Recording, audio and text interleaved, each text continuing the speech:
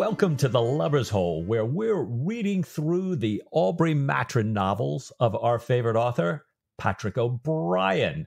Ian, we had just started Chapter 4 last time. Catch us up to where we are.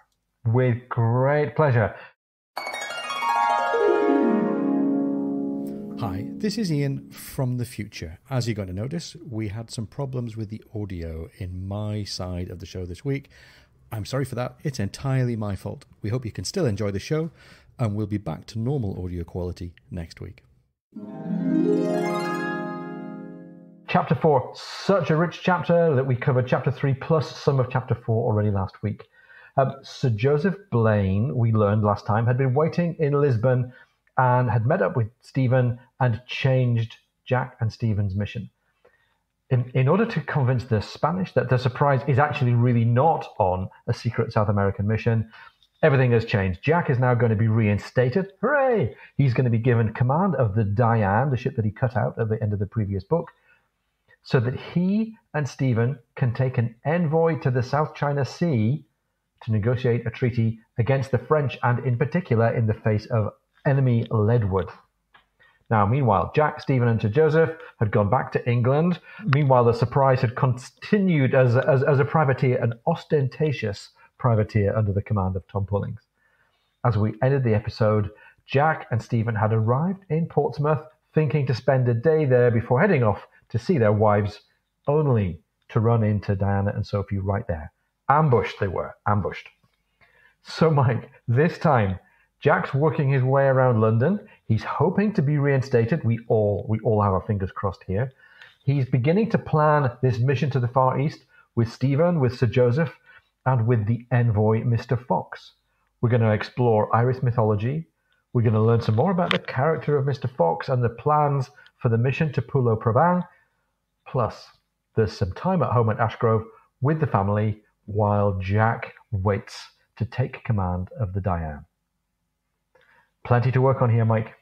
Oh, yeah. This is great. I think you and I have both been talking about we're feeling like things are starting to take off a little bit here. We've had this massive exposition, and finally, well, as the girls had kind of ambushed the guys at where we left off in Chapter 4, Sophie had just said that she didn't want to lose a minute with her man and with Stephen as well. And it's a good thing, too, because they were expecting that they'd be home until Tuesday when they had to go into London. But on Sunday, Jack gets a note from the Port Admiral requiring Captain Aubrey to wait upon the First Lord in Arlington Street. So let's emphasize Captain. I think even in the text, it's emphasized for us. It's like, okay, this is going to be official. And he's supposed to be there at 5:30 the next day. Jack is delighted that he's going to be meeting the First Lord at the First Lord's private residence rather than at the Admiralty. He was worried because he was thinking, well, wait a minute, I haven't actually been officially promoted. So if I show up at the Admiralty in my dress uniform, that's presumptuous. Yeah. But if I'm actually a captain and I walk in civilian clothes, oh my gosh, that's completely, not according to Hoyle. So he knows that by going to the private residence, he can comfortably dress in his civilian clothes and take his uniform along for any follow-on Admiralty meeting. So he's like, phew. But then he thinks, wait, my uniform. My gosh, I haven't had my uniform on in several years here. And Sophie reports that, yep, they've been all over that. And it's very well preserved, though the epaulets are a little bit tarnished. And because Jack's lost some weight, it's likely to be a little too big. Now, O'Brien doesn't want us to get, any kind of emaciated picture of Jack in our mind. So he reminds us that he's still big enough that when he jumps in the post chase the next day, it heals well over. So our Jack is still, Russell Crowe sized here, although perhaps not quite as big here. Well, thankfully, Mrs. Williams and Killick have been working for days now to get rid of the smell of mothballs, and Jack is ready to go to London. Oh, fantastic. And Mike, we've had this before, big moments in the plot preceded by a ride in a coach. I mean, it's not that uncommon for Regency times, but I'm getting good feelings based on previous experiences of Jack riding in coaches. They make pretty good time. They have a good ride to London. It's a beautiful day. They have fresh horses that are in great shape. O'Brien gives us this nice callback to the reverse of the medal, where Stephen's listening to the sounds of the wildlife and the bird calls. He hears, as the text says, no less than 3 separate cuckoos at once. And he remembers the pain that it once caused him to hear the call of the cuckoo, and then immediately sees a wryneck. And Mike, this is another interesting callback, right? So a wryneck is sometimes called a cuckoo's mate. It's like a bird like a woodpecker with a 180-degree movement in its neck. And O'Brien points out that this is a bird often much more heard than seen. And Mike, I think it was in reverse of the medal, right? Stephen's out having his walk to Jack's, feeling of imminent miracle, and the cuckoo's cry reminds him of the word cuckold, meaning someone whose wife has committed adultery, and that broke the spell. Now, this is a long time ago in terms of what's been going on in Stephen's relationship, but it's a real trigger for him. Soon after, Nathaniel Martin comments on the cuckoos, and Stephen tries to get him to leave the cricket match to find a wryneck. So that was what was going on back in reverse of the medal. All this business at the cricket match with the wryneck, with the cuckold reference, was a portent of gloom and maybe a sign of better things to come. So maybe for us, this is going to be the reverse of the reverse, right? Maybe. Right. Let's hope. And then we have a Hoopo callback to the scene right after Stephen and Jack's first cup of furiously whipped chocolate together in Master and Commander. Remember it, Mike? He read, Stephen said, I pointed it out to Jack with the usual result. There is a wryneck. Where? Oh, on the young elm tree. Oh, it's gone.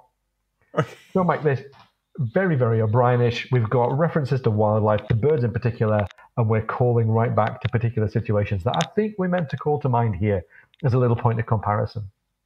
Yeah, if only Jack had said, "We're away," then we would know. It was absolutely that scene, right? It's great. I remember Rachel McMillan's kind of a little bit of a fan rewrite of that kind of woman-splaining the scene for us, or explaining the scene to women. So it was pretty funny on one of the Facebook Aubrey Matron or Patrick O'Brien appreciation groups years back here. I think maybe on our webpage. Anyways, Jack is thrilled to be headed in, but it's interesting, as O'Brien describes it, the closer they get to London, the uneasier Jack gets. There's so much at stake here. And he's starting to wonder, wait a minute, it's not done till it's done. Maybe he's read O'Brien before too. Yeah. At the Grapes, Mrs. Broad, knowing, Killick had gone down the day before, let him know that they were coming, and she's got this wonderful dinner. But Jack, who's going through all these in his mind, what may be unreasonable conditions for his reinstatement. Remember that, earlier that, they had said, oh, we could do this, but you have to, be culpable or something. No, he's thinking about all that, or the fact that maybe he doesn't get reinstated at all.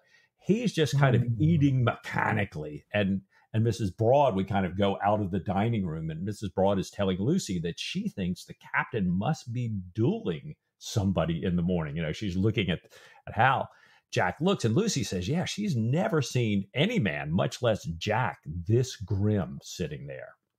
Wow. And a little reminder for us as well that we can't take it for granted that it's all going to be a smooth ride from here on here. One of the bits of good news that the astute reader might have spotted is that in recent books, we've had the other political party in command of the ministry.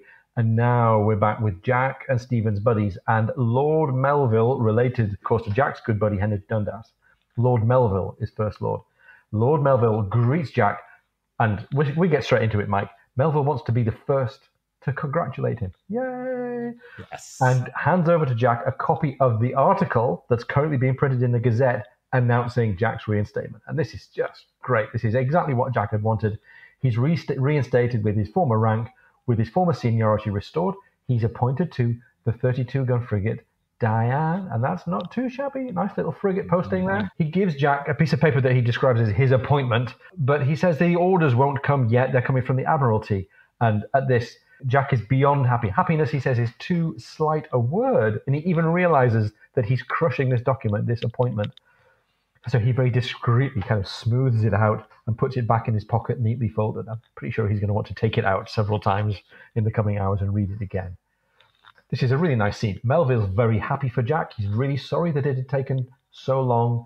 And he's delighted that the two of them, Jack and Stephen, are going on the mission with the envoy, Mr. Fox. So Melville wishes Jack and Stephen could bring back Ledward and Ray and their French frigate, the Cornélie, but, he says, any harm to them would imperil future relations with the Sultanate. So they're on shaky diplomatic ground. They're not completely free in what they can do. It's not take, burn, sink, or destroy. Jack can pick anyone, says Melville, that he wants to take with him on the mission, provided that they're close by and can leave very quickly. They need to get on the march soon because they want to ensure that the French have not had time to secure a treaty before this English party arrives. Melville says he's made an appointment with Admiral Satterley, who I don't think we've met before, Mike. Admiral Satterley at the Admiralty to finalise details. He hopes that Admiral Martin, who I think is the Port Admiral in Portsmouth, will be able to help Jack find some hands to complete the Diane's complement. Furthermore, he's really glad that there's going to be this dinner coming up between Jack and Stephen and Sir Joseph at Black's, Jack's London Club, to discuss the mission. And Melville invites Jack to stay over and dine with him and to dine with Heneage. He says that that's all his First Lord business, his official naval business. I'm like, then we get a little hint of the flip side of this. Remember, we got to this point partly with the help of Jack being elected / shooed in as the member for this pocket borough Millport. So Melville very politely says, well, there's this other thing that I need to ask you now. Speaking as an ordinary mortal, I would take it very kindly, he says, if Jack were to attend Parliament on Wednesday to hear Melville's cousin propose a bill to win some land from the sea, and hoping very politely, without any apparent obligation, that Jack was going to support the bill. I'm like, really, really great moment. On the one hand, Jack benefits from being part of the establishment now, being a member of Parliament, but there is no such thing as a free lunch. That's and right. He's going to have to get used to doing the occasional favour. Times don't change, eh? Yeah, it's too true. Jack is back with Stephen. He's describing how handsomely the First Lord has done it. He says, no humming and whoring, no barking about the wrong bush, no goddamn morality. Couldn't resist the no barking around the wrong bush. Another great Aubreyism. And Jack tells Stephen about the dinner. And he says, I could have ate a hippopotamus in my relief. He says that Heneage had truly affecting behavior. He lets Stephen know that Heneage, by the way, is going to stop by to see Stephen because Stephen and Heneage are close friends as well. And he's thinking and talking to Stephen about how pleased Sophie is going to be. And then after all of this wonderful stuff, it kind of, as you alluded to, there's the text says, after a hesitant pause, Jack says, I do rather wish Melville had not asked me for a vote. Not just at that time, don't make it so quid pro quo-ish, right? I would have been delighted to, he said. But I love Stephen's answer, and this is still true today. Stephen says, a professional deformation. I suppose politics and delicacy can rarely go together. And boy, I'll tell you, I don't know if Stephen was thinking forward to reading words on social media about politics today, but I suppose it was actually pretty inflammatory even then. Yeah, politics and delicacy not going together very well. Stephen is looking at the appointment letter that Jack has given him here, and he goes, oh my goodness, this is May 15th. And Stephen says, a wonderfully auspicious date. That's the date Noah's granddaughter, Cassir, came to Ireland with 50 maidens and 3 men, the first person that ever set foot on an Irish strand. Jack's takeaway, which I love, is, you astonish me, Stephen. I'm amazed. So the Irish are really Jews. out of all that, Stephen says, no. They all died 40 days later in Noah's flood, but the Irish Christians arrived 300 years later with Partholon. So it's fascinating. Now, I am absolutely not knowledgeable, sadly, about Irish myth, but it is beautiful. I've read a bunch of tales to sort of get what Stephen is talking about here. Right. And it's fabulous. There's a book, all of our listeners in Ireland and all of our Irish listeners around the world, please forgive me. The book Laura Gawala Aaron, I'll give it a shot there. Literally, the book of the taking of Ireland, or the anglicized, what is often in English referred to as the Book of Invasion. This is a book that was first written in the 11th century, and it was accepted really as kind of written history until the 19th century. And in the 19th century, they realized, or at least the take on is this is really an attempt to kind of synthesize some mythology, some tales, some Irish prehistory, and mix with some Christian, or some might say pseudo-Christian influences to kind of write the great backstory of Ireland. And also to kind of perhaps co-opt some early Irish mythology with Christian history to kind of give it a Christian footing. Hence this idea that this woman, who some people see as kind of, one of the first great wonderful of Ireland's goddesses, is actually Noah's granddaughter from a Noah's son who we never actually find in the Bible, but find in some apocryphal tales later. But in any event, we get this great thing that, that this idea that the first people to arrive in Ireland are led by Caser, the daughter of Bith, who is a son of Noah, as I said. And they have been warned, and in different tales, their warning comes from different people, to escape to the western edge of the world. In some tales, one of the reasons that they're choosing Ireland to head for is because it has been unpopulated, so it has no sin, so it won't be affected by the flood. The flood's only there to wipe out sin. So I thought that was a fascinating thing. Yeah. They set out in 3 ships, but it's a perilous journey. 2 are lost at sea, and when they land in Ireland 40 days before the flood, as Stephen had said, there's only Caser, 49 other women, and 3 men. And it's kind of fascinating, this idea of, so for some people, this absolutely feeds the goddess legends and mythology. For other people, it's a great kind of a little tongue in cheek, because the men don't hold up very well. No. all being, they're kind of worn out trying to be 3 men among all these women. And one of these, you might remember us talking, in an earlier episode about the salmon of knowledge. Yeah. One of these men appears to be closely related, and in some tales actually ends up becoming the salmon of knowledge. Also, in addition to becoming a salmon, becomes an eagle and a hawk, and lives for 5,500 years after the flood, becomes a man again, so he can tell us this history, so we can write this down. Now, in some of the tales, the 3 women are kind of Ireland's first 3 goddesses. The names are similar, but a bit different here. And in some of the tales, biblically, we get Noah kind of populating the world after the flood. In some of these tales, the women are named such that you get ancestors of the Britons, ancestors of Spanish, Germans, Goths, Thracians. It's they become they create a microcosm of the world's population in Ireland. So anyway, fabulous history, great myth. Perhaps we can put some social media links out there from Ireland that will give you correct pronunciations, and maybe even a point to some of the goddess literature as well. Fabulous, fascinating, and read in many beautiful accents. Absolutely.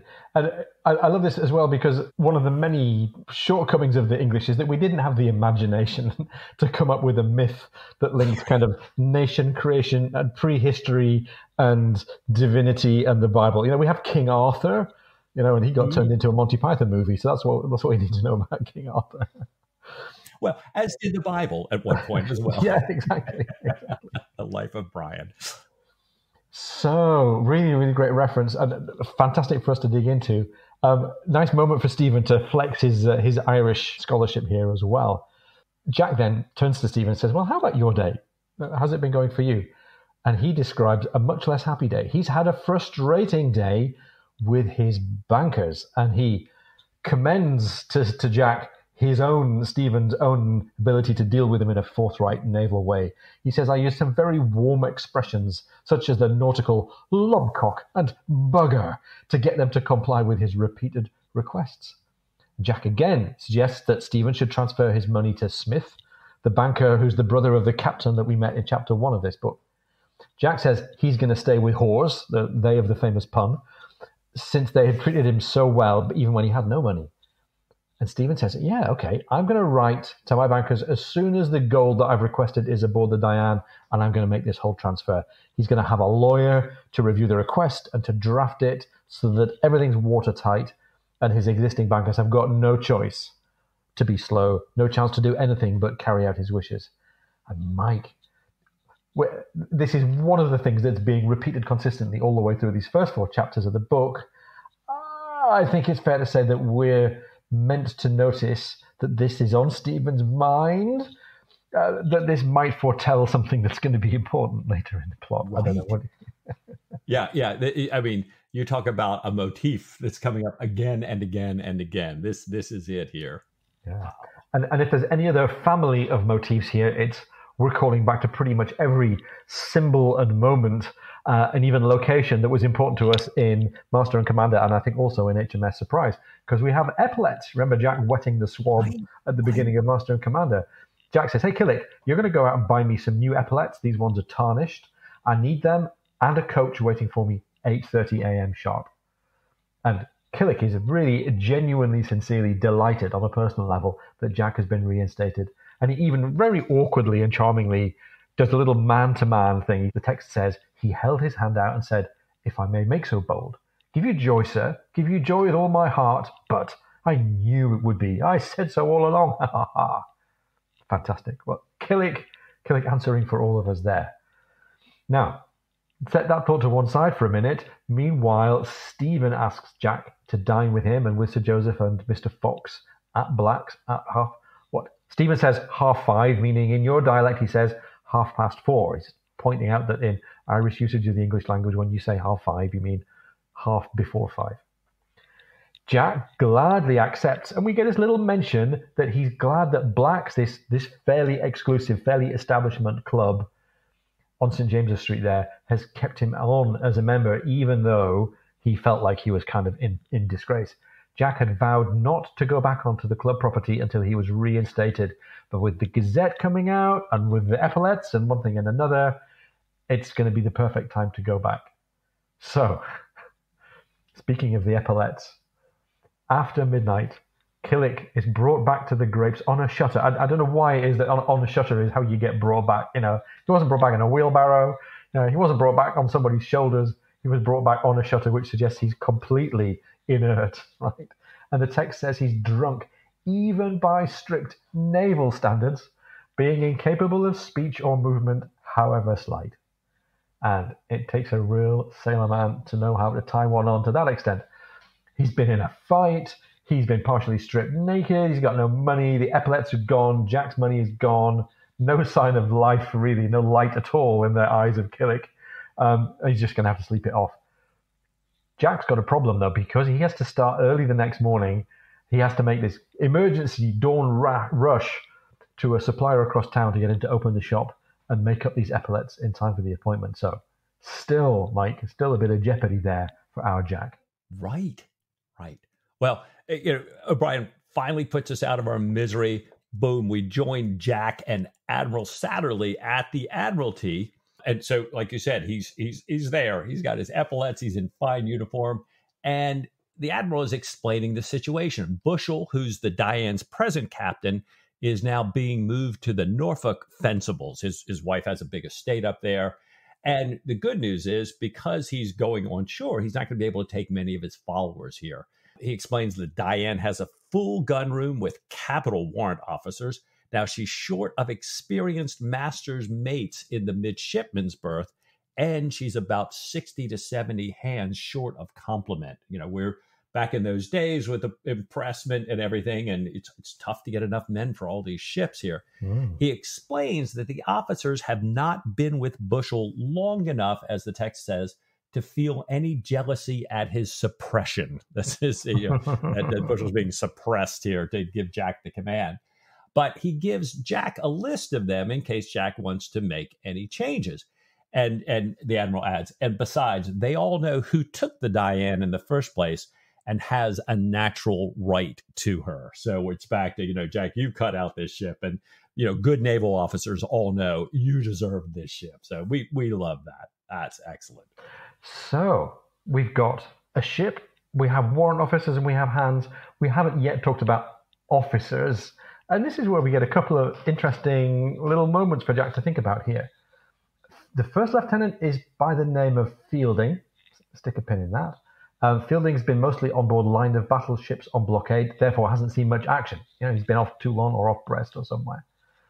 The second, Lieutenant Elliot, must have a good deal of influence because he'd been made as a lieutenant before he was at his legal age, had almost no sea service as an officer because of a wound.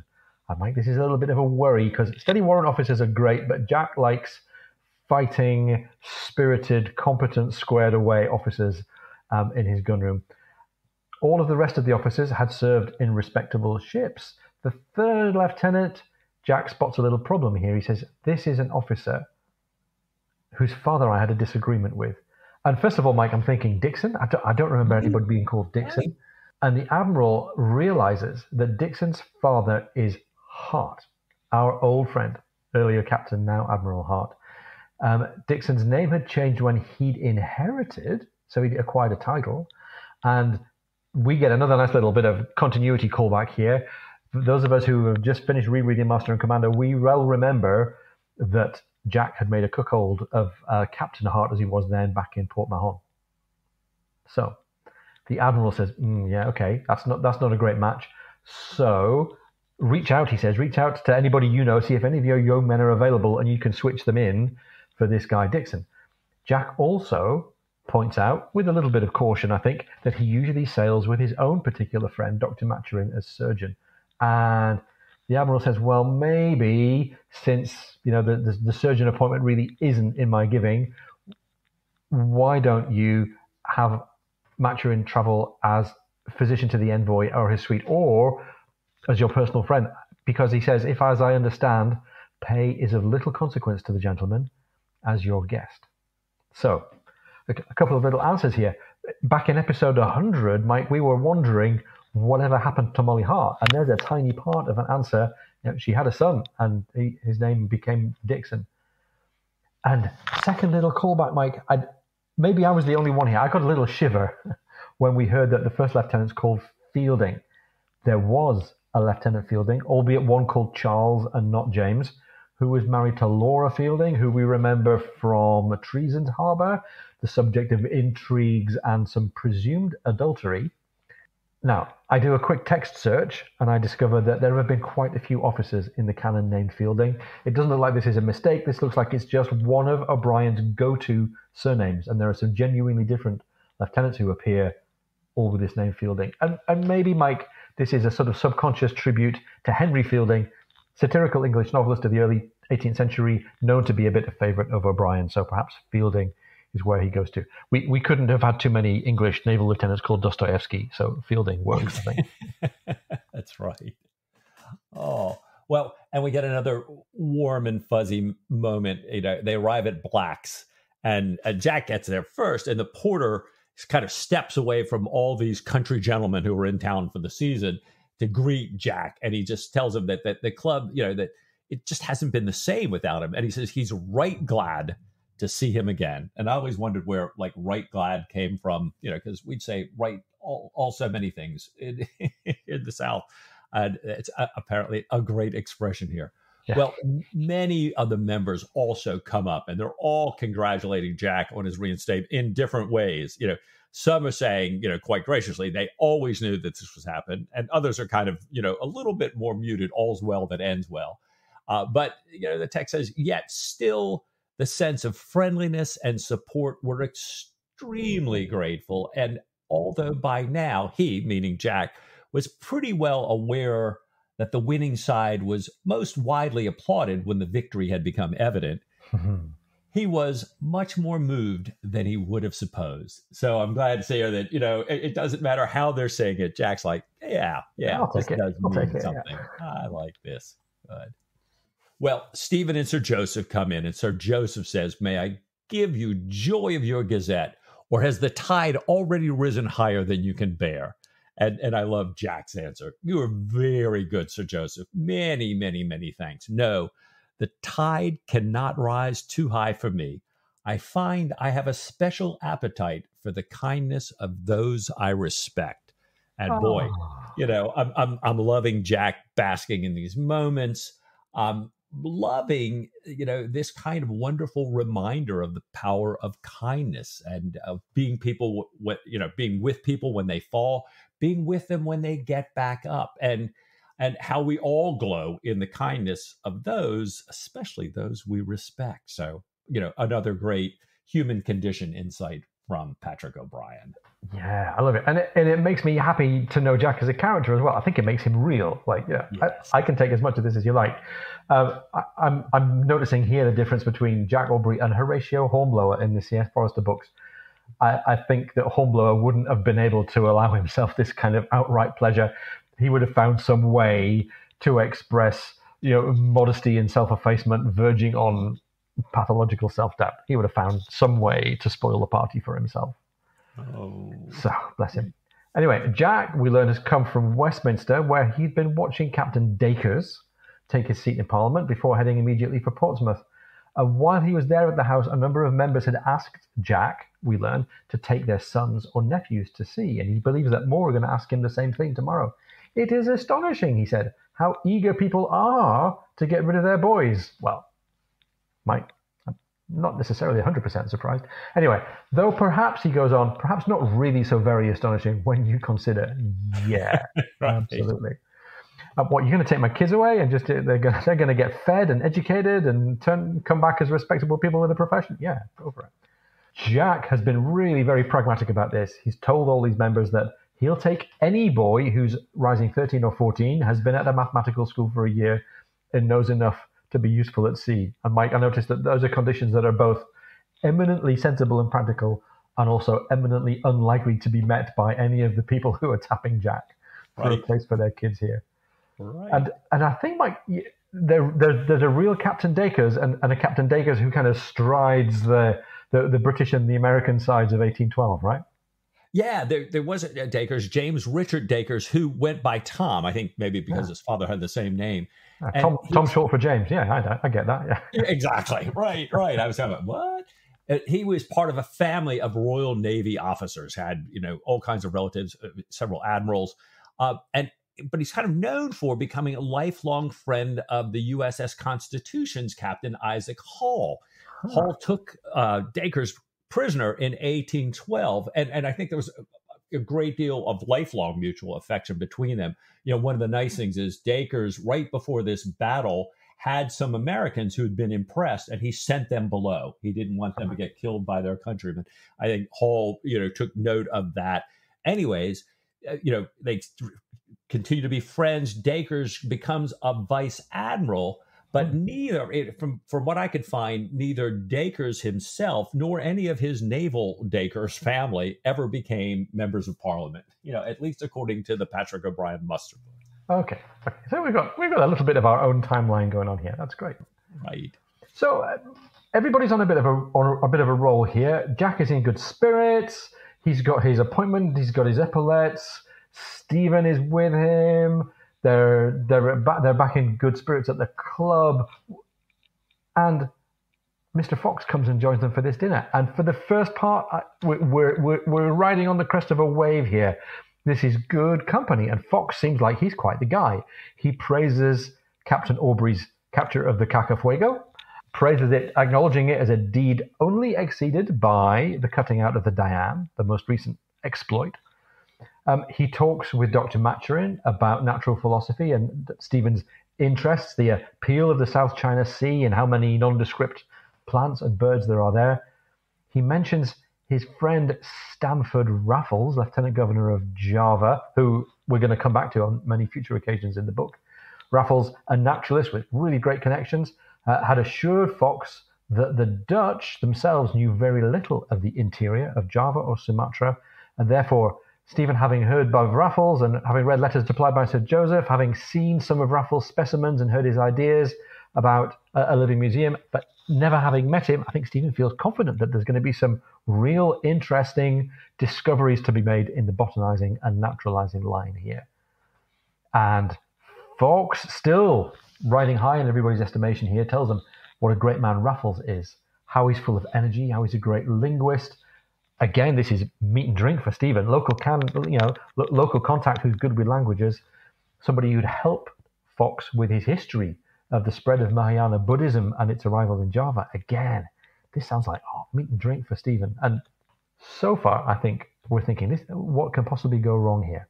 Well, Sir Joseph tells Fox that, in fact, that both he and Dr. Matron had attended when Fox read his paper about the spread of Buddhism. And Jack had actually gone back and read it in the proceedings. And, the three of them kind of returned Fox's civilities. It's kind of this mutual admiration society going on here. And Fox, we learned, talks intelligently about naval affairs and naval politics, as O'Brien says, as seen from the shore. And then he goes on to mention the Surprise's unfortunate voyage in which they carried Mr. Stanhope, an envoy, to see another Malay Sultan. We remember that back from HMS Surprise. And Fox says that was one of Whitehall's less brilliant ideas, that they would have been much better off leaving it to his department rather than doing it the way they did it here. And he said, Raffles would have dealt with it on the spot, and that would have saved Stanhope his weary voyage and his fatal illness. So I think this is the first time we're a little bit kind of, okay, wait a minute here. Anyways, Fox confirms, though, that Stanhope had traveled as he says, the king's representative, right? That he would be the king's representative, the crown by proxy, and entitled to a 13-gun salute. So here we go. Okay, here's the book's title. And then Fox goes on saying that, a man entitled to a 13-gun salute has to either be, in his words, a man of great family, this great lineage, or, he says, kind of smiling all around the table, a man of towering parts. And, here's Fox kind of saying, which, of course, is me, right? And so, oops. I think our first warning light comes on here in this paragraph here. He's kind of dissing the Surprise's mission, saying how fabulous he is now. And it's kind of, I don't know. And you had an interesting thought about Fox here. I love this. Well, he's been great so far, but all of a sudden his self-effacement has run out. And I'm reminded of a writer called John Kenneth Galbraith. My dad was a big Galbraith fan, and we used to mention this idea of the McClandress coefficient. There's a book or a series of short stories by Galbraith called The McClandress Dimension. And this guy, Dr. McClandress, embodies this thing called the McClandress coefficient, which is the amount of time in a conversation before you start to talk about yourself. And of course, the shorter your McClandress coefficient, then the more likely it is that you're going to drop a mention of yourself into the conversation. And Fox did a great job. He's left it alone. 2.5 paragraphs already, not directly talking about himself, but I have a feeling that the shoe is about to drop here, and Fox is going to get into self-aggrandizement and self-publicity. We'll keep track of his McClandress coefficient as we go on. And right, this is also a moment when I start to think again about Stephen. Right, from a distance, without knowing the guy, Stephen was very appreciative of Fox. Oh, he's got this great intellect, and he's well connected, and he's an interesting person. And Stephen is great at regarding people as interesting from a distance. But once they're close up, this isn't the first time he discovers that somebody who seems interesting at a distance turns out to be a bit of a pain in the ass when they're up close. And people who are good at a distance but tricky close up. I wonder if there's a little bit of O'Brien character showing through there. Yeah, maybe. What did Jeff Hunt say? That he thought that perhaps O'Brien really wanted to meet you at the other end of a pen. Yeah, exactly. I thought that was a fabulous quote. Stephen says that Stanhope was an amiable companion, that the two of them had studied Malay together when Stanhope was well enough, but they really didn't make much progress. And Stephen says this time he hopes to do better. And he's thinking, I'm going to try to find a Malay servant from an East Indiaman to help me, learn the language. And Fox says, well, wait a minute. I have a servant, Ali, and his cousin Ahmed, is living here with a retired merchant, but is going to be looking for a new position. He says, why don't I send Ahmed around to meet you? And Stephen says, yeah, that'd be great. So Jack now continues the conversation here and asks Mr. Fox about how many people are traveling with him. What's the size of his retinue? What's his entourage? So that Jack can get the carpenters working on his suite. And this is quite a nice indirect way of saying, just how big a boy do you think you are there? They both agree that they can't spare a minute getting underway before the monsoons are against them. So to use the Jack Aubrey phrase, there's no time to lose. Well, Fox says, it's okay, I'm going with a secretary, I'm going with a couple of servants. He says he's going to pick up 2 or 3 imposing but largely ornamental figures, and I think he means humans, diplomats here, right, from Raffles when they stop at Batavia, who, along with their servants, will go the rest of the way with them. So this sounds like a manageable size of entourage. And we also learn a little bit about Pulo Prabang. Stephen asks Fox about this place, which, by the way, Mike, I think everybody seems to agree this is a fictitious kingdom or island, within what we currently call Indonesia. Stephen asks Fox about this place, Pulo Prabang, having some of the few remains of Buddhism in the Malay territories, because, of course, Malaysia and Indonesia are more or less consistently Muslim parts of the world. Buddhism still has a foothold there. And Fox explains that although, of course, the Sultan is a Mohammedan, a Muslim like most Malays, however, they retain many other pieties, beliefs, superstitions. Yeah. A slightly dismissive tone, I think, by establishment C of E, Mr. Fox. He says none of them would ever disturb the Buddhist sanctuary at Kumai. That would be the height of folly, sacrilege, and, what is perhaps the point, ill luck forever. And we learn that this sanctuary at Kumai stands by a big volcanic crater that's now a lake. And we learn that Raffles has said that there are orangutan, rhinoceros, and elephants to be seen there. And Stephen is pleased, and Mike, I think so are we. I didn't really pay much attention to this little foreshadowing of Kumai when I first read the books. But now, being on my umpteenth circumnavigation and knowing the delights that await us here, with apologies for a slight spoiler, I really enjoy that they've just dropped this in here for me to start drooling with anticipation at what Stephen's going to find and see and experience at Kumai. Yeah, and it's funny because I remember even the first time going through, I had a concentration in Buddhism as an undergraduate, and so I was like, oh my gosh, Hinayana, Mahayana, I can't wait. So yeah. I was looking forward to this here. Well, Stephen takes us one further, as long as they're talking about, their destination here. Stephen asks if Cornelius Van Buren, the naturalist, anatomist, the authority on the spleen, is still there, retired in Pulo Prabang. And Fox doesn't know, but he's sure Raffles will be able to tell us what happened to him. Now, yet I think both you and I saw this name and this so specific description and everything and thought, well, that's got to be a real person. But we've kind of worn ourselves out trying to find him. Yeah, and shout out to the listeners. If you think Cornelius Van Buren, perhaps with a different name, is a real person, let us know. We've certainly found examples of real Dutch 18th century natural philosophers who were into comparative anatomy. We've certainly found evidence of Dutch 18th century natural philosophers who were present in the Indonesian colonies, in Batavia in particular. We haven't found any that have a name similar to Cornelius Van Buren and who were both, Batavian naturalists and comparative anatomists. So if you can help us find the intersection, that would be great. Otherwise, I think all of this digging says O'Brien did a good job coming up with a plausible but clearly fictitious profile for this anatomist, Van Buren, who we're going to hear about later in the story. Yes. Well, from anatomists, they move on to talking about the people, the men specifically, who provide anatomists with what they call their raw material, such as resurrection men, hangman's assistants, Thames watermen. And I don't know if resurrection men is a new one. Ian, you said that you guys had studied this in school, along with all the great events of history, huh? Well, yeah, it's funny. Maybe I'm the only British person who I can remember pretty sure as a primary school kid learning about Burke and Hare, the grave robbers, and how it was a thing for people to rob graves for anatomy experiments. I don't know why we would have learned that alongside the wives of King Henry VIII, but it sticks in my memory. Or maybe it was just me. I don't know. Well, it's funny. For me, there's another author, C.S. Harris, and she writes a big series of books about a Viscount Sebastian St. Cyr in the Regency era. So we're kind of very much along the same time. And one of Sebastian's friends is a surgeon, if you will, an 1800s medical examiner, an anatomist who kind of helps him, solve murders. But the resurrection men play prominently in these books as well, or we see them a lot here. And I was fascinated. I kind of, I had never seen it before. I went back and I found out that, in fact, C.S. Harris, among many other things, at one point had been a grave removal specialist on ancient burials. So I can kind of see how she comes to it naturally here.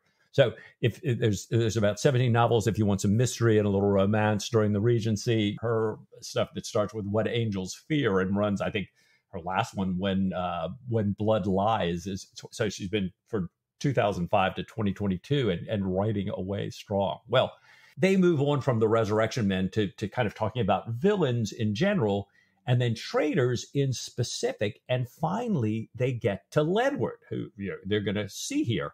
And Fox completely changes. He passionately hates Ledward. He speaks very grossly about him.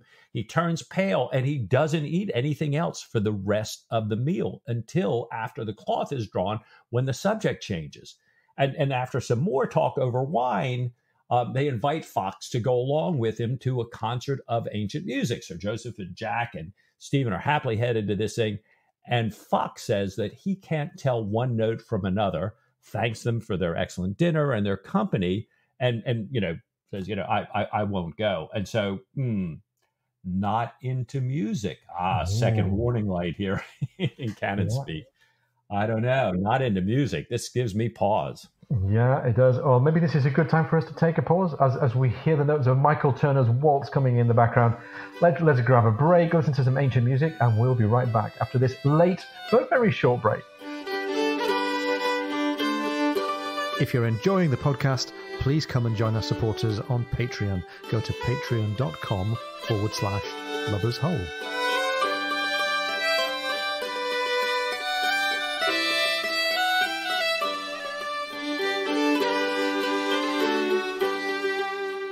Welcome back. We hope you had a great break. I hope you're restored and refreshed. While Jack is talking with a friend now, immediately after this conversation with Fox at dinner, Stephen turns to Blaine and asks if there's any hierarchy or relative rank between him, Stephen, and Fox. And Mike, maybe this is the third warning light. Like, Stephen's antennae are twitching that, am I going to be accountable to this character in some way? Is he going to have any kind of hierarchical hold over me? And so Joseph says there is none. Merely, wonderful 18th century phrase, a consultative nexus. Fox might ask Stephen for advice in case of difficulties, but is no more obliged to follow it than Stephen is obliged to follow recommendations from Fox. So they're there to sort of help each other out. Fox is there to negotiate the treaty. Stephen's there to observe the French. They have parallel objectives, very well articulated by Sir Joseph Blaine. Mike, I'm not 100% sure the stakeholder picture is as clear for Stephen as Sir Joseph Blaine wishes it might be. Anyhow, Stephen is in the position then to communicate any intelligence that he thinks will help Fox in the negotiations. And I just wonder how close Fox is going to get to counting on Stephen, and I just wonder how close he's going to get to believing that Stephen's accountable to him. We're going to have to see here. Right. Anyhow, in the morning, Jack tells Stephen, we have another name to put in the frame here. Our former midshipman, Spotted Dick Richardson. Spotted Dick, known for his pimples. He was a character in the Mauritius Command.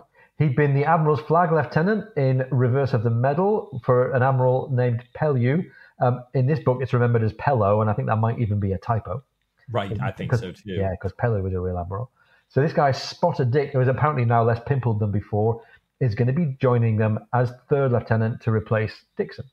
Muffet, of sacred memory, the captain of the Indiaman Lushington, the commodore of the fleet that Jack protected from Linois, has offered to share what he knows from his many voyages in the South China Sea. So again, we've got reflections back. We've had Master and Commander. We're going to have Mauritius Command and also HMS Surprise coming here. And Jack then asks Stephen what he thought of Fox. And here, Mike, Stephen rolls up all of these reservations that we've all got about Fox. He says, a good impression which didn't last as well as it could. He had too many compliments, he says. Wished us to love him. McClandress coefficient close to 0. Talked too much. Perhaps, says Stephen, perhaps too accommodatingly, he was nervous. However, Joseph does rate his abilities very high. Stephen liked the way he talked about Raffles, but then notes very wisely that some men try to dominate a conversation from the beginning, at least after the civilities. And I love this line from Stephen. Dr. Johnson, says Stephen, had said that every meeting or every conversation was a contest in which the man of superior parts was the victor. But, says Stephen, I think he was mistaken, for that is surely wrangling or hostile debate, often self-defeating. It is not conversation as I understand it at all, a calm, amicable interchange of opinions, news, information, reflections, without any striving for superiority. And Stephen finally says, I particularly noticed that Sir Joseph, indulging in several of his masterly flashes of silence, rather prolonged flashes, remained quite obviously the most considerable man among us. Great. Good. Write that on a mug. I'll have several dozen printed off. There's an old saying in journalism, Mike, they who know often don't speak, and those who speak often don't know. And I think that's one of the things that Stephen's telling us here. It's interesting. It's also a saying from a great Zen master. There you go. That's great. What Jack says, he's now heard Stephen's opinion of Fox, and he says, I would have thought Fox was a great man years ago, but now, as in Jack's words, a cantankerous old dog rather than a friendly young one. By the way, just to interject on behalf of old dogs, not that you have to become cantankerous when you become an old dog, but as we both know, Mike, sometimes it's an option that's obviously laid out for you there. Right. It's certainly easy. That's for sure. That's right. And now, as an old dog, he's going to wait to get to know him better before he makes up his mind. And we clearly are getting, a lot of these references to an older, wiser Jack here. And I think we'll continue to see those here. He tells Stephen, Stephen, you didn't hear us talking about accommodation. Stephen was talking to Sir Joseph at the time. And he's saying, Fox has the same ideas of Stanhope about an envoy's importance, being the direct representative of the crown. And, he wants to mess separately. He's not going to eat with us except on particular invitations. So it's like, we can't invade his space. He's not going to be in our space. And Jack asks Stephen, thinking about that now, how Stephen would like to travel. He's remembering that thing with you want to be the surgeon, you want to be the envoy surgeon. And Stephen says, oh my gosh, absolutely, as your guest, the simplest way. And that's perfect. That works out. Well, Jack says, I'm about to head off and get a new uniform made. And what, you could actually use a new coat. Why don't you come with me? And Stephen, says, well, actually, I'm going to go help with an operation, but why don't we get back together this evening? And if we can get Sir Joseph's box, let's go see the opera. La Clemenza di Tito is playing tonight. Wow. It wouldn't be O'Brien without a reference to some 18th century music and to Mozart, right? And to an opera by Mozart. Interesting I don't think it's a major Easter egg, but it's an interesting one to mention. Clemenza di Tito, very, very late in Mozart's life, written in the last year of his life. The opera itself was a bit of a political football. It was commissioned for the coronation of Leopold II, Holy Roman Emperor, for his coronation as King of Bohemia. And there was a deal here going on to free Bohemian serfs, pacify the Bohemian nobility, strengthen the empire. And the opera is supposed to have this theme of promoting the political and social policies of an aristocratic elite. It's about a Roman ruler, Tito. It turns out that they were quite late in coming to the idea of getting this opera composed. They were very, very short of time. Many other composers have done versions of it. Mozart's arch rival Salieri turned it down. In the end, Mozart composed it in 18 days, got paid double the going rate for Vienna. So great work, Wolfgang. And the plot contains some interesting features of a failed assassination attempt and betrayal and political maneuvering. So besides being nicely contemporary for the later stages of Mozart's life, maybe there's a bit of foreshadowing for us here if we want to look for it. It is interesting. And I think Stephen would particularly love it, knowing the history behind it, because, as you say, Leopold II is going to become King of Bohemia. By his becoming king, he's wiping away all the stuff that his brother Joseph II, who was going to be king, was going to free the serfs and reduce the taxation, and he was getting the nobles all really mad. And now Leopold II is like, I'm all cool with the nobles. We're going to promote the aristocracy, not all the populace and the civilians. So Stephen would have been very keen on this, and like you say, maybe some foreshadowing here, and definitely kind of an interesting irony that the play, as you say, doesn't seem to promote the aristocracy much at all, other than for this great aristocrat to be so merciful, which Joseph clearly is not doing here. So No. maybe it's a little bit of a poke in the eye. Who knows, right? So, we're back at the Grapes. Stephen has had a very trying operation. They couldn't gag the patient, and so he was very vocal during the thing, which wore Stephen out. He got tired of that. And Stephen is looking at Van Buren's latest essay, in one of the journals. It's on primate spleens, and he's happy to see that it's dated from Pulo Prabang. So, okay, Van Buren still is there. And now he's looking through all of his old diaries, the ones that, have been preserved there in the Grapes. And he finds the one from the first year that he met Jack. And now he's reading through this, and Stephen's thinking about himself, and he's kind of stunned about how he was at that time. He says, no feelings at all but sorrow. And even that sorrow, a dull gray. Music, the only living thing. So, wow. It's not only so consistent with the canon, but Stephen kind of looking back going, wow. And I think this is exactly the same influence that, going back in my journals has for me. Wow. Kind of seeing the depth of where you were and what you're doing. Well, as he reads through these, though, he's thinking to himself, that he really doesn't believe he's changed much from the man who wrote this, that rather than kind of changing over time or evolving, he really has just kind of gotten back to the guy he was before this time when that huge set of blows about the Rising and Mona had been taken. However, he reflects, Jack has most certainly changed. And, the text says, for even the most prescient eye could scarcely have seen the present Captain Aubrey in the willful, indeed wanton, undisciplined Jack of those days, somewhat profligate and so impatient of restraint. Yeah. Oh boy, he's painting quite the picture, as we remember, of Jack back then and Jack now. Wow, big difference here. Right. And he goes on, and really helpful for us here as readers, repaints the picture of Stephen himself and his career in naval intelligence. Now, we've all been wondering, I think, when this began. Was he already a naval intelligence agent during Master and Commander? Did it really emerge only later, like we read about in Post Captain? And here it is, kind of laid out for us. The answer, like always with O'Brien, is ambiguous. It's a definitive maybe as to whether Stephen was an intelligence agent early on. We read that he had met this guy, John Somerville, from a family of Barcelona merchants, a member of the Hermandat, the Catalan Brotherhood, struggling against Castilian oppression. That in those days, the French armies had burned Montserrat, tying in with the place where Blaine had stayed in Lisbon, had ravaged towns and farms and destroyed and raped and murdered. The Castilians had then deserted their English allies and in 1797 had joined the French. But the Hermandat, this brotherhood, this Catalan Brotherhood, had refused. And that, we read, that was the point where Stephen realized that Europe's only hope was an English victory, and a victory that must be won at sea.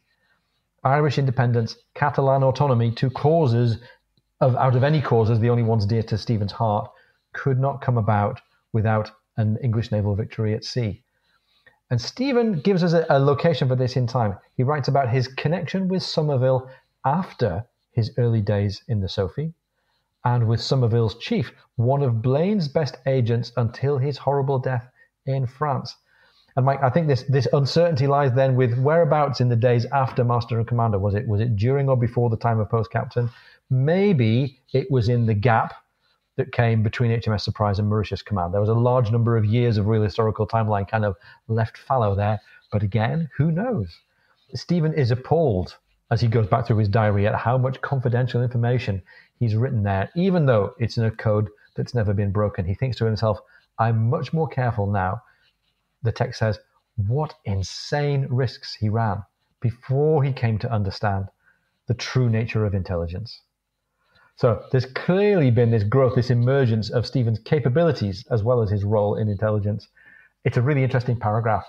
To borrow a phrase from the movies, he's retconning. He's retroactively offering us continuity of the story of the evolution of Stephen's character. And it's really good fun. And it's nice to know that it's there to help us place what was happening after Master and Commander.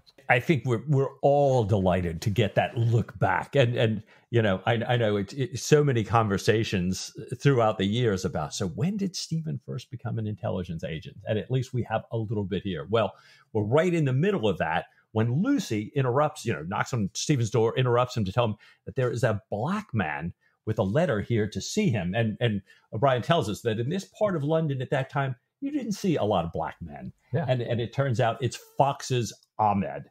And, and O'Brien notes that he actually is not a black man. He has a moderate brownish yellow face, but his teeth are completely black from chewing beetle. And I'm thinking, beetle. Well, it turns out, absolutely real thing here. This is the leaf of an Asian evergreen. It's a climbing plant. It's used as a mild stimulant. So this is a guy Stephen could get along with here. And that apparently they take this leaf, they wrap it around a mixture of a local nut there and some cinnamon and lime, and it causes your saliva to go very red. And over time, in fact, does blacken the teeth completely. Wow. Well, Ahmed is standing there. He has a note from Fox. He has a testimonial from his current employer who said that Ahmed's been wonderful and is great. England's probably a little cold for him. And she's sadly obliged to reduce her household. And Stephen, very efficient. Stephen, asks about his English. And he says, I can speak a little, but I understand more. He says, great. When can you start? And then explains the wages, tells him to come tomorrow and ask if he needs any help with his chest. Ahmed, kind of is backing very ceremoniously down the stairs, smiling, happy as he can be, says, he's got the chest all handled. And Stephen goes off thinking, I better start smoothing things over with Killick and Mrs. Broad. Oh, yeah. And he's thinking about these two. He says, he is likely to grow more shrewish than usual, and she is certainly to think of human sacrifices and humans running amok. A difficult interview, I foresee. So Stephen, sounding a little Yoda-ish, is here. Now, I love this. Ian, you pointed out to me that this running amok, this is kind of very, very appropriate here, right? Yeah, it's a pretty commonplace phrase to decide somebody going a little crazy.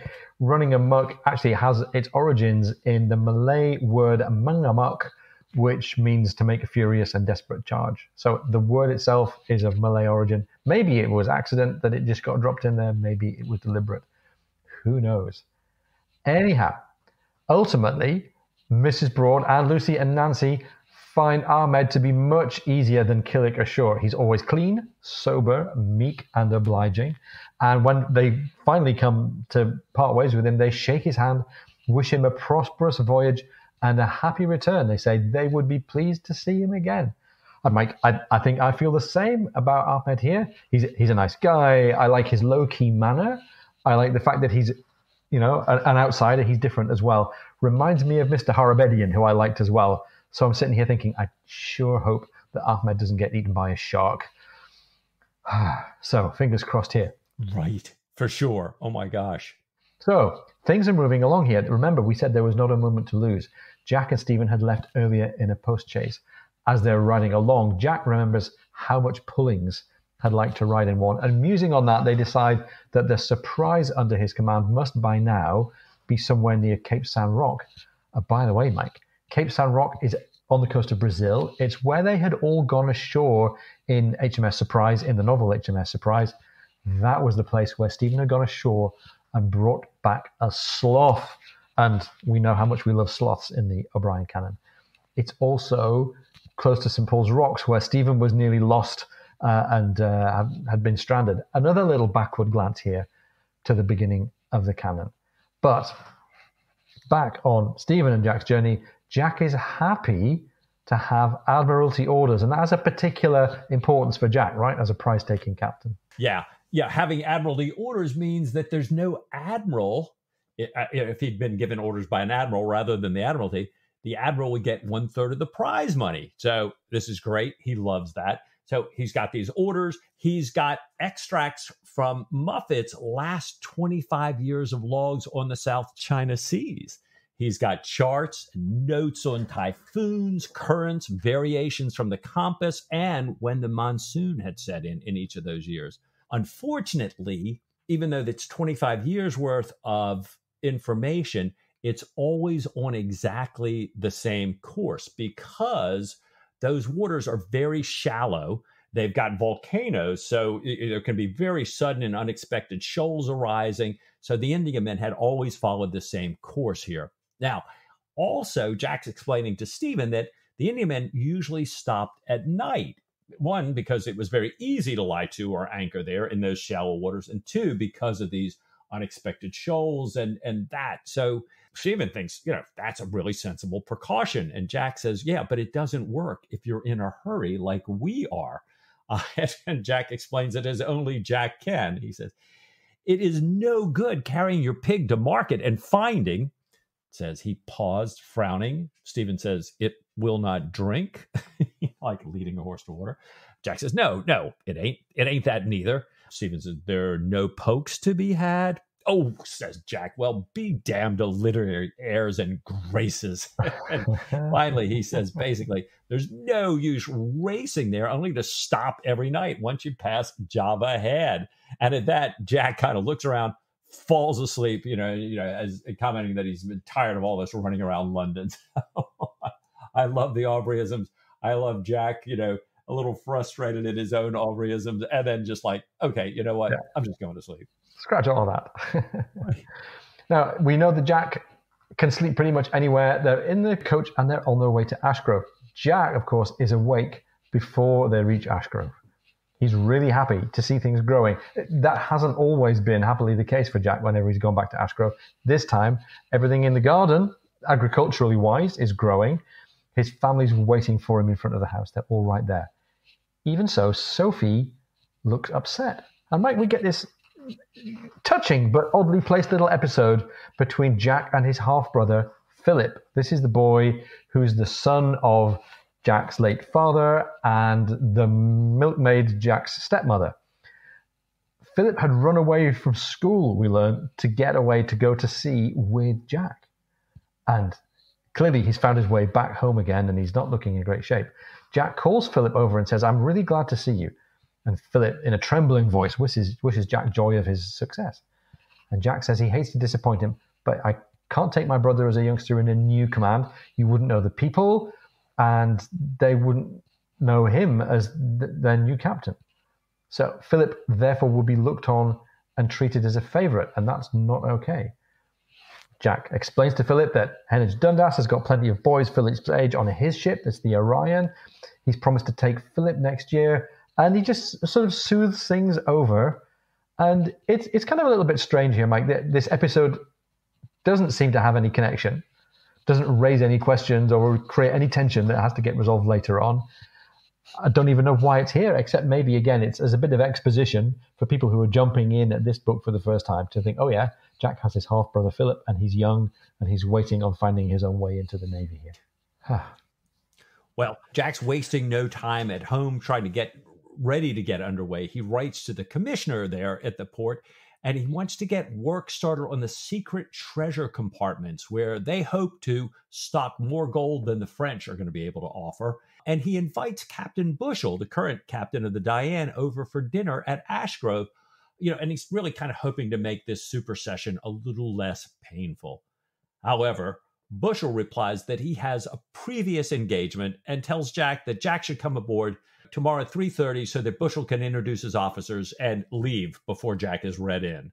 This is kind of, I'm thinking, whoa, it's a little abrupt here. But yeah. O'Brien tells us Jack, he gets that. He reads it, but he's really absorbed in playing games with the kids. He's playing speculation. And I love this because speculation is in both Jane Austen's work. It's in Charles Dickens' works here. Definitely a card game that Hoyle prints the first instructions for, the first rules for in 1800. Oh. So, very period. And Jack is, kind of thinking about how to undermine his son in this game. But then as the game's sort of progressing, he starts thinking, well, wait a minute. Bushell must be quite a pitiful fellow to be so resentful. He didn't send his thanks or his compliment. He didn't offer Jack the option to set his own date and time. Jack is several years, senior to Bushel on the list. And finally, Jack says the failure to offer a boat to take him out was shabby in the extreme. He's thinking even if supersession is a most disagreeable process justifying a high degree of resentment, there are just some common courtesies you don't leave off here. But Jack's so happy to be back in the Navy, back commanding a ship. O'Brien writes that Jack would do anything short of slaughtering Sophie and the children to be back in this place again. But Jack is thinking to himself, but I'm not there yet. He's really thinking, I'm not really there until I'm read in. And as O'Brien writes, that would pass the ring and marry him to the Navy once more. Wow. So he wants to say the I do's here. Right? He does. And it raises this last little question close to the end of the chapter here. Are we actually going to get to that point? Is this going to be undercut somehow? So Jack and Stephen and Diane and Sophie drive down in Diana's coach with Killick and Bondon up behind. They're planning, after Jack's reading in, to sit down and eat dinner at the Crown, and the women are going to tour the ship. The commissioner, the naval commissioner, is happy to get started with the secret carpentry that's going to go on in the ship to conceal, hidden supplies. He wants to get that done even before the paperwork arrives from London. The commissioner offers Jack his barge to go across. So Jack has Bondon pull around the Diane. He takes a good look. He's looking in quite good shape. Must have a good first lieutenant. Jack goes up the larboard side so he doesn't have to have a ceremonial entrance aboard. Doesn't want to have Bondon call out Diane, meaning I have the captain here with you, while Diane's current nominal captain is still aboard. So Jack's being quite, polite and tolerant, I think. Jack gets aboard, salutes the quarterdeck. Nice moment. Every hat comes off in reply simultaneously as Jack introduces himself and offers Bushel his hand. I'm like, it's funny, but it paints Bushel into the box here of being a very inconsequential character when O'Brien just says, Bushel gave him a limp hand, a mechanical smile, and a look of hatred. Right. And names the officers. He names Lieutenant Fielding, Lieutenant Elliot, not Richardson yet because he hasn't arrived aboard ship. He names the Marine Officer Welby, the Master Warren, Graham the Surgeon, and the Purser Blythe. The midshipmen, being squeakers of no use to man or beast, are not introduced. Bushel then calls for his barge, and there's a farewell ceremony as he goes over the side. There are no cheers, and we get told here how to judge Bushel by the ship's company. The Dianes, it says, were only staring heavily, some chewing on their quids, others open-mouthed, all completely indifferent. When the barge gets far enough away, Jack asks First Lieutenant Fielding to call all hands aft and read the orders that Jack hands to him. The crew comes aft. Jack goes almost to the taffrail, looking down at this strangely familiar quarterdeck, which he had last seen flowing with blood, some of it his own. Fielding cries, "Off hats!" And Mike, little glow in the heart there at that order, "Off hats." Right. And starts reading the familiar orders we've heard so many times in the canon, ending with, "Hereof nor you nor any of you may fail, as you will answer the contrary at your peril. And for so doing, this shall be your warrant, given under our hands and the seal of the Office of Admiralty on this 15th day of May in the 53rd year of His Majesty's reign." Here endeth chapter 4. Right. So, Mike, by the way, surely entirely deliberate, little link back to a real-world timeline here. This means that we are in May 1813. That's where we are, 53rd year of the reign of King George III. And Mike, now we're underway, right? We are, and it's great. The story is really moving. It's not the story we thought we'd have. We're not, immediately on to the South American mission, but we've got a new story underway, a different story. Not all the exposition and character background of the first two chapters, but this story with the reinstated Captain Jack Aubrey in command of a Royal Navy ship headed to the South China Sea.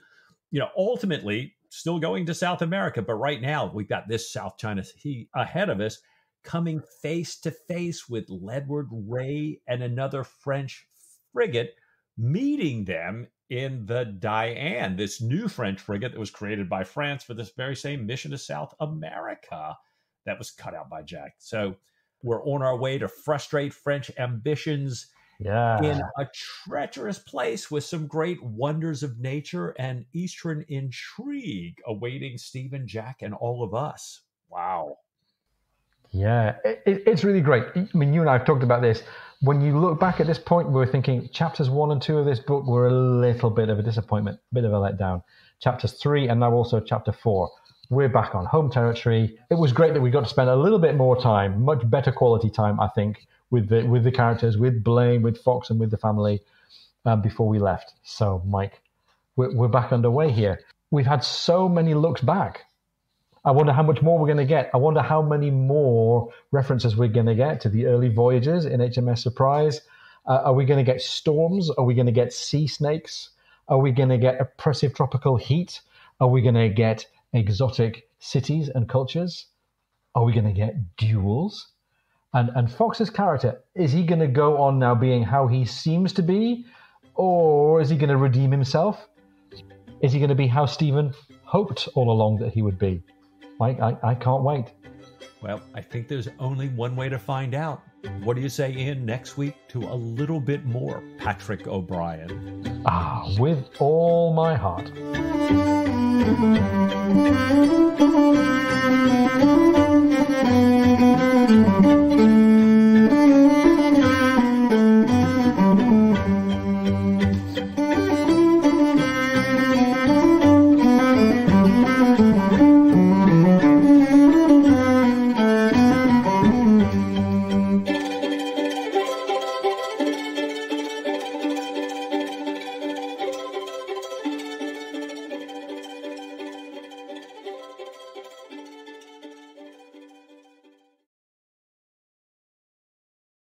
He's got these orders. He's got extracts from Muffet's last 25 years of logs on the South China Sea. There you go, Sam. Boy, there have been a multitude of outtakes there. Let's try that again. South China Seas.